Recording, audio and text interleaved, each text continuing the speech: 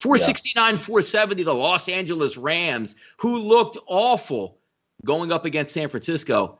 The guy who likes San Francisco didn't believe it was going to happen. The guy who dislikes San Francisco did believe that was going to happen last week. But we'll see what takes place. The only question and it's funny because Jared Goff was the number 1 overall pick. We've seen competent performances out of Jared Goff, but it always gets back to if you could somehow just, trade places. If you're the Los Angeles Rams, you gave them a lot of money, but if you could pick one of, 15 other average quarterbacks, I really think that Rams offense would be a juggernaut. But you always watch him in the game and say, why doesn't he push the football down the field? Why don't the Rams make enough big plays? Because it's on Jared Goff. We just say, what the hell is he doing out here? And it seems to happen every week. But I look at this game between the Rams and the Arizona Cardinals, 469, 470 on the rotation, and see the -1 they open up at with SBRodds.com. It's now up to a 3 at most spots, some 2.5s with a lot of juice, and over under 48.5. The Rams, to me, are a complete football team outside of their quarterback, but that's where you win. But I look at this game still banged up in practice with Kyler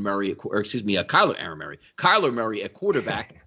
I still want to take the Rams, but when I do, I know what I'm signing up for. The Rams will have an early lead, 14-3, and Jared Goff just makes dumb mistake after dumb mistake and just can't extend the lead. And here comes Kyler Murray in Arizona coming through the back door there with a victory.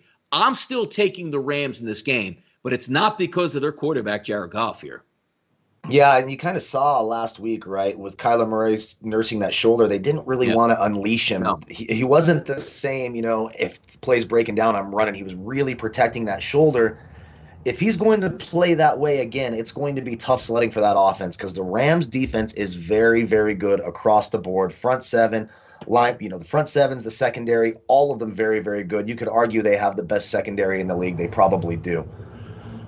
And Aaron Murray, by the way, he played some quarterback in the XFL for the Tampa Bay Vipers. So there we go. He was playing for Bob Stoops out there. I think Bob Stoops was coaching that team. Anyways, I digress. You got to take the Rams simply because you just don't know how healthy Kyler Murray is. If this was a fully healthy Kyler Murray, I would take the home team on the points. I took him on Tuesday.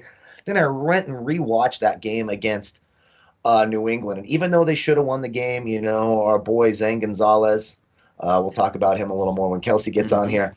Our boy Zane Gonzalez can't make a kick. They should have covered. I just didn't like the body language from Kyler Murray. He wasn't his usual self. For Arizona to be special and beat a good defense like this, you are going to need Kyler Murray to make plays with his legs. And then when you flip it over, yes, Jared Goff is dreadful.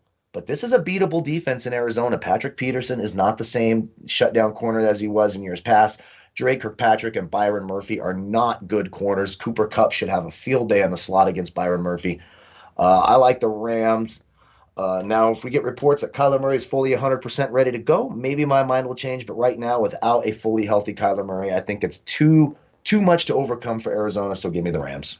Yeah, the Rams are too talented to lose games like they did last week to the 49ers, even though I thought the 49ers would put up a really good fight in that game. You got to be better than that. And again, it just stems from a coach that's like with a high-octane mind and dominant wide receivers, or at least wide receivers good enough to push the issue. And he knows his quarterback just can't get down the field and make plays, so you dumb the offense down a little bit, and that's what shows up. So you see in the chat, I say, hey, the line keeps hitting 3 and back to 2.5. It's doing that because Jared Goff is the wild card in this game. Let's keep moving forward here. 425 primetime action.